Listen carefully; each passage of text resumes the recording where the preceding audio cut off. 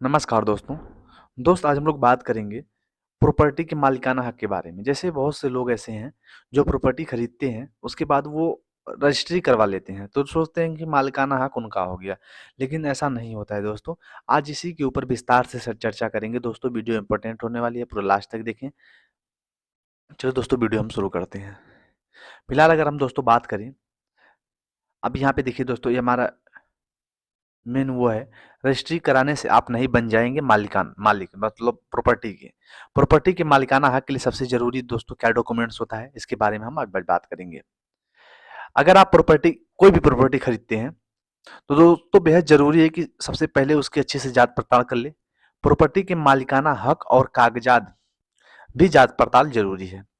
मकान, दुकान या फिर जमीन जैसी अचल संपत्ति पर मालिकाना हक साबित करने के लिए रजिस्ट्री एक बेहद महत्वपूर्ण दस्तावेज है, लेकिन केवल इसी के दम पर खरीदार को प्रॉपर्टी का मालिकाना हक मिल जाए ऐसा भी नहीं होता।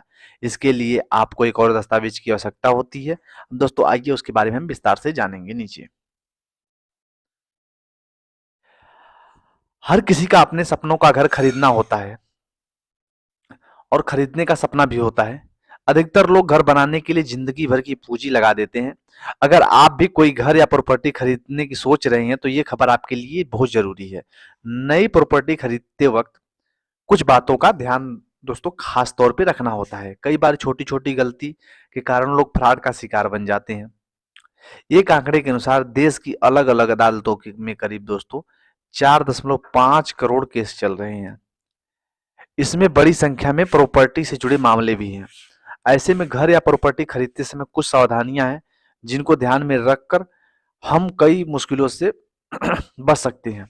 इनमें प्रॉपर्टी पेपर्स की जांच करना बहुत जरूरी है। भले ही रजिस्ट्री घर जमीन के संबंध में बहुत महत्वपूर्ण कागजात है, लेकिन यह आपको प्रॉपर्टी पर मालिकाना हक दिलाना सुनिश्चित नहीं करता।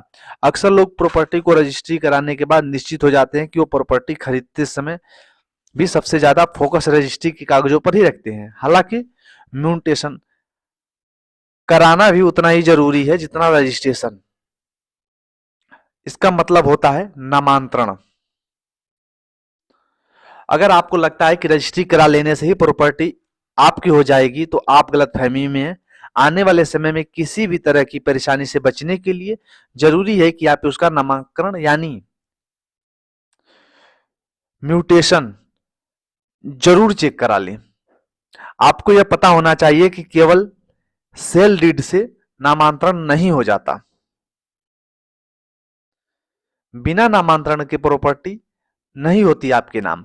नामांतरण और सेल डीड दो अलग अलग चीजें हैं। आमतौर पर लोग सेल और नामांतरण को एक ही समझते हैं। ऐसा समझा जाता है कि रजिस्ट्री करवा ली और प्रॉपर्टी अपने नाम हो गई, जबकि यह ठीक नहीं है। किसी भी प्रॉपर्टी का नामांकन नहीं किया जाता जब तक कोई व्यक्ति अपनी नहीं मान सकता, भले ही उसे रजिस्ट्री करवा ली हो या फिर संपत्ति उसकी नहीं मानी जाएगी, क्योंकि नामांतरण तो सिर्फ दूसरे व्यक्ति के पास ही है। दोस्तों ये चीज आप लोग ध्यान रखिएगा। ये नहीं कि संपत्ति खरीद रजिस्ट्री करवा ली तो आप लोग समझे कि हमारी प्रॉपर्टी हमारे नाम से हो गई। नहीं दोस्तों, पहले नामांतरण करवाइए। नामांतरण नहीं करवाएंगे तो दोस्तों आपके नाम पे नहीं रहेगी प्रॉपर्टी, उसी व्यक्ति के नाम पे के रहेगी। अब दोस्तों कैसे नामांतरण कैसे करवाना है इसके बारे में हम बताएंगे। अचल संपत्ति मुख्य रूप से 3 प्रकार की होती है। पहले खेती की जमीन, दूसरी आवासीय जमीन और तीसरी औद्योगिक जमीन। इस जमीन के साथ मालिक भी सम्मिलित हैं। इन तीनों तरह प्रकार की दोस्तों जो जमीन का नामांतरण अलग अलग प्रकार से होता है, अलग अलग स्थानों पर किया जाता है। जब भी कभी संपत्ति सेल डीड के माध्यम से खरीदा जाए या फिर किसी अन्य साधन से अर्जित किया जाए, तब उस डॉक्यूमेंट के साथ संबंधित कार्यालय पर उपस्थित होकर संपत्ति का नामांतरण करवा लेना चाहिए। जानिए कहां से मिलती है पूरी जानकारी। जो जमीन खेती की जमीन के रूप में दर्ज होती है, ऐसी जमीन का नामांतरण उस हलके के पटवारी द्वारा किया जाता है। आवासीय जमीन का नामांतरण कैसे किया जाता है? आवासीय भूमि से संबंधित सभी दस्तावेजों का रिकॉर्ड उस क्षेत्र नगर निगम, नगर पालिका, नगर परिषद या फिर गांव के मामले में ग्राम पंचायत के पास होता है। वहीं औद्योगिक जमीन का रिकॉर्ड औद्योगिक विकास केंद्र जो प्रत्येक जिले में होते हैं उनके समक्ष रखा जाता है। ऐसे में औद्योगिक विकास केंद्र में जाकर ये जांच करवा लेनी चाहिए। अगर आप भी जमीन, मकान या फ्लैट खरीदना चाहते हैं तो एक बार जानकारी और आपको होनी चाहिए, ताकि बाद में आपको जमीन रजिस्ट्री जैसे घोटालों का सामना न करना पड़े। बहुत बार देखा गया है कि कई लीडर सरकारी जमीन की दो रजिस्ट्री करवा लेते हैं और लोगों को ठगते हैं। तो ऐसे में आपको जमीन की असली नकल और नकली रजिस्ट्री के डॉक्यूमेंट्स में फर्क जरूर पता होना चाहिए। बता दें कि भारत में जमीन की खरीद बिक्री यूं कानूनी प्रक्रिया के अंतर्गत होती है, लेकिन बहुत से फर्जी करने वाले साथी लोगों को जमीन खरीदने की समझ में कमी का फायदा उठाते हैं। दोस्तों, उनसे धोखाधड़ी करते हैं। ऐसे में जमीन की रजिस्ट्री भी आपके दोस्तों दौरान आपके इन बातों पर दोस्तों ध्यान रखना चाहिए। रजिस्ट्री दोस्तों, ये चीज बहुत ध्यान रखिए, बहुत बारीकी चीज है दोस्तों। इसको अगर ध्यान नहीं रखेंगे, जरा सा चूक जाएंगे तो आप लोगों को बहुत कोर्ट का चक्कर लगाना पड़ेगा। कितना समय लग जाएगा कोई इसका वो नहीं है। बहुत से लोग जमीन की रजिस्ट्री के समय सिर्फ खतौनी के डॉक्यूमेंट्स ही चेक करते हैं, लेकिन आपको इसके अलावा भी जमीन के सभी डॉक्यूमेंट्स की जांच कर लेनी चाहिए, क्योंकि इन दस्तावेजों से जमीन के असली मालिक के बारे में पता नहीं चलता। इसके लिए आपको सबसे पहले जमीन की रजिस्ट्री की नई और पुरानी रजिस्ट्री की जरूर चेक करानी चाहिए। नई और पुरानी दोनों चेक करवा लीजिए। अगर उस व्यक्ति ने वो जमीन किसी और से खरीदी है तो उसके पास उस जमीन को बेचना या कानूनी अधिकार है। अब सातवां अगर बात करें दोस्तों, डॉक्यूमेंट्स भी चेक कर लें।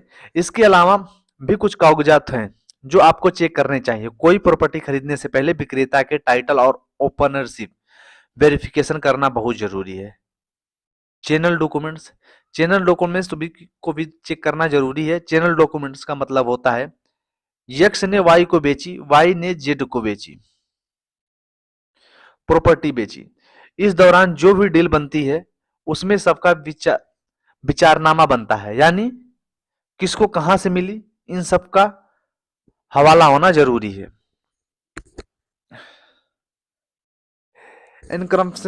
इनक्रम्पशन सर्टिफिकेट, यह सर्टिफिकेट आपको बताता है कि जो प्रॉपर्टी खरीद रहे हैं उस पर कोई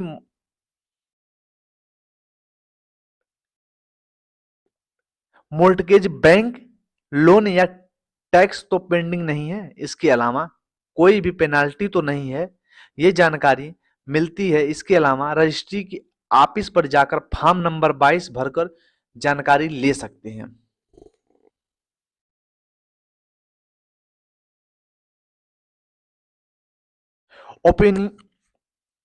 ऑक्यूपेनिस सर्टिफिकेट, ऑक्यूपेनिस सर्टिफिकेट एक अहम कागजात है जिसे बिल्डरों से जरूर लेना चाहिए। अगर बिल्डर इसे नहीं देते तो खरीदारों को यह अधिकार है कि वो डेवलपर के खिलाफ कानूनी कार्रवाई कर सकते हैं। पजेशन लेटर, डेवलपर खरीदार के हक में पोजीशन लेटर जारी करता है जिसमें प्रॉपर्टी पर कब्जे की तारीख होती है। होम लोन पाने के लिए इस दस्तावेज की असली कॉपी को पेश करना पड़ता है। जब तक होशी हासिल नहीं किया जाएगा तब तक पोजीशन लेटर अकेले प्रॉपर्टी पर कब्जा के लिए काफी नहीं है। मार्गनेज मार्गेज या गिरवी रखना एक प्रकार का ऋण है जिसका उपयोग उधारकर्ता किसी भी मकान खरीद या रखरखाव के लिए रियल एस्टेट के अन्य के रूपों में करता है। साथ ही समय के साथ इसका भुगतान करने पर सहमति जताता है और प्रॉपर्टी लोन सिक्योर करने के लिए कोलैटरल के रूप में काम करती है। टैक्स पेमेंट का स्टेटस, प्रॉपर्टी टैक्स नहीं चुकाने से संपत्ति पर शुल्क लगता है जिससे उसकी मार्केट वैल्यू पर असर पड़ता है। इस कारण प्रॉपर्टी खरीद कर स्थानीय म्यूनिसिपल अथॉरिटी में जाकर यह देख लेना चाहिए कि विक्रेता ने प्रॉपर्टी में कोई टैक्स डिफॉल्ट तो नहीं कर रखा है।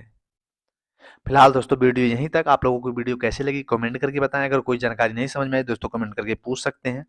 चलिए दोस्तों, कुछ अटकनें भी रहती हैं, वीडियो नई नई शुरू करी है इसलिए हो सकता है कि कुछ त्रुटियां भी रहती हैं। कई दोस्त हमारे त्रुटियां निकालते हैं, तो दोस्तों त्रुटियां पिन मत जाइए। आप लोग जो वीडियो में रियल है वो देखिए कि हम समझाना क्या चाहता हूँ।